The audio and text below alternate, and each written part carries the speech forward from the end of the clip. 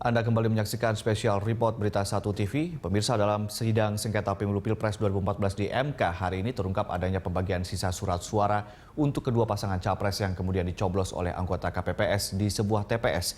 Sementara di distrik Mapia Barat dan Mapia Timur, saksi mengungkapkan tentang tidak adanya pelaksanaan pemungutan suara.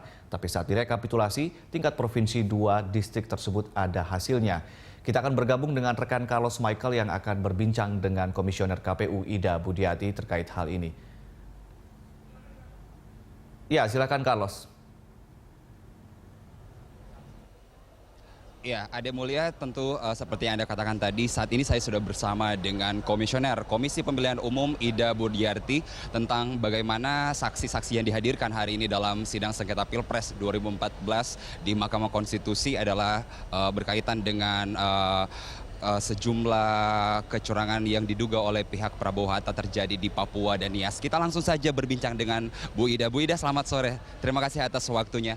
Bu Ida, mungkin Anda bisa langsung menceritakan seperti apa sebenarnya KPU melihat secara keseluruhan pelanggaran-pelanggaran yang dilaporkan oleh kubu Prabowo Hatta di sejumlah daerah seperti di Nias dan juga Papua. Ya,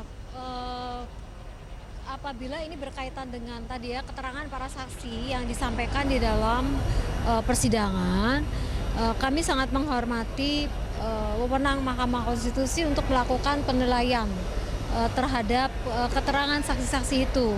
Kami tidak ingin berpolemik di luar persidangan. Ya, ini juga di dalam rangka menjaga kehormatan mahkamah. Kami tidak ingin memperdebatkan, kami tidak ingin mengulas fakta-fakta yang disampaikan di muka persidangan. Soal tadi ada saksi yang menyatakan bahwa tidak pernah ada pemilihan umum yang terjadi di daerahnya. TPS tidak didirikan, kemudian tidak ada tanda tangan formulir apapun. KPU menanggapi ini seperti apa, Bu? Ya, kami akan memberikan penjelasan di dalam persidangan ya. Kami akan memberikan klarifikasi, memberikan keterangan di dalam persidangan. Apabila itu terkait dengan fakta-fakta yang sudah disampaikan oleh saksi pemohon. Nah, di keterangan yang kami sampaikan di luar persidangan dan di dalam persidangan itu mempunyai nilai yang berbeda. Kalau kami menyampaikannya di dalam persidangan ini bisa menjadi satu fakta hukum dan teman-teman media juga bisa mengutip keterangan-keterangan yang disampaikan oleh kami sebagai pihak termohon di dalam persidangan mahkamah. Dengan kata lain bahwa memang proses itu seharusnya sudah selesai di provinsi atau kemudian mungkin di kabupaten tempat temuan pelanggaran-pelanggaran itu ditemukan oleh pihak Prabowo Hatta, seperti itu, Bu Ida? Ya, dari sisi prosedur dan mekanisme demikian. Kalau memang itu terjadi pelanggaran, mestinya ditempuh langkah-langkah untuk mendapatkan keadilan pemilu. Ya, kalau meliputi administrasi pemilu kepada Badan Pengawas Pemilu, kalau kemudian itu berkaitan dengan tindak pidana pemilu, itu ada aparat penegak hukum, ada Bawaslu, ada kepolisian, kejaksaan yang tergabung dalam forum Gakumdu, penegakan hukum terpadu. Nah, pertanyaannya apakah seluruh prosedur mekanisme yang sudah disediakan oleh undang-undang itu sudah dimanfaatkan dengan baik begitu oleh peserta pemilu begitu. Bu Ida, tentang pelanggaran di Nias sendiri ada informasi bahwa ada bagi-bagi kertas suara baik oleh untuk pihak Jokowi JK maupun Prabowo Hatta. Artinya kita melihat bahwa menginterpretasikan bahwa semua berkontribusi kalaupun ada pelanggaran di sana. KPU melihat seperti apa? Ya, ini mestinya dikonfirmasi ya kepada Badan Pengawas Pemilu juga. Apakah memang dalam proses pengawasannya, kemudian dalam pelaksanaan tugasnya benar ada kejadian-kejadian sebagaimana tadi disampaikan sehingga dapat ditindaklanjuti dalam proses hukum. Kalau kita berbicara terkait dengan penyelesaian persoalan di Mahkamah Konstitusi, Undang-Undang Mahkamah Konstitusi, kemudian juga Peraturan Mahkamah Konstitusi itu sudah jelas mengatur syarat formil untuk beracara di Mahkamah. Objek sengketanya itu adalah berkaitan dengan keputusan KPU tentang penetapan hasil.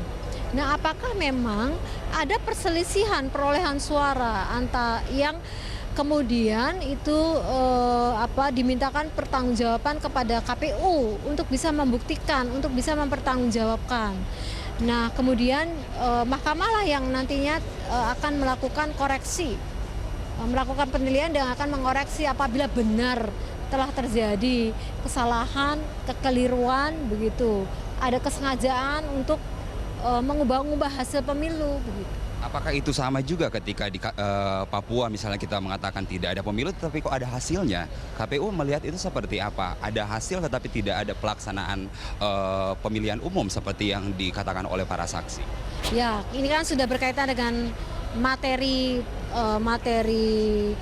sengketa. Nanti sekali lagi tanpa mengurangi rasa hormat kami akan sampaikan penjelasannya di dalam ruang persidangan. Terakhir, Bu Ida, bahwa memang dari hari pertama sidang ada gugatan dari Prabowo dan Hatta itu adalah persoalan kecurangan yang tersistematis, masif, kemudian bergeser. KPU sendiri mengatakan kok dari Adnan Buyut Nasution sendiri sudah bergeser ke persoalan pembukaan kotak suara. Mungkin terakhir statement dari Bu Ida seperti apa? Ya, dalam perspektif kami ini kan tugasnya melayani pemilih, melayani peserta pemilu.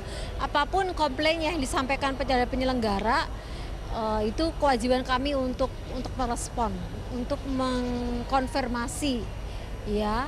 Jadi mau permohonan yang pertama atau perbaikan permohonan itu tugas kami untuk melayani dan memberikan penjelasan, memberikan keterangan sehingga menjadi terang dan jelas, begitu ya. Bagaimana KPU bekerja sehingga kemudian kita ketahui bersama hasil pemilu sebagaimana telah ditetapkan pada tanggal 22 Juli yang lalu. Ibu Ida Budiarti, Komisioner KPU, terima kasih atas waktunya. Silakan melanjutkan sidang. Ya. Dan kita tahu bersama bahwa memang ada berbagai kecurangan yang disampaikan oleh pihak Prabowo Hatta. Namun seperti yang dikatakan oleh Ida Budiarti tadi, bahwa semua proses yang saat ini sedang berlangsung diserahkan ke proses hukum yang sedang ditangani oleh Mahkamah Konstitusi. Dan Ade Mulya memang sampai saat ini saksi yang sudah dimintai keterangan oleh Hakim Mahkamah Konstitusi sampai pukul 16:40 sampai saat ini sudah berjumlah 19 orang saksi dan nantinya akan berlanjut juga sampai tengah malam nanti. Dan memang sesuai agenda, Ketua MK Hamda Sulfa mengatakan bahwa 75 saksi yang diagendakan untuk dimintai keterangan sejak hari kemarin dan dilanjutkan hari ini mudah-mudahan akan bisa selesai dimintai keterangan sampai tengah malam nanti. Untuk itu sementara dulu yang bisa kami sampaikan dari Mahkamah Konstitusi. Kita kembali ke studio, Ade Mulya. Ya, baik, terima kasih atas laporan Anda, Carlos Michael, yang juga tadi mewawancarai Ibu Ida Budiarti, Komisioner KPU.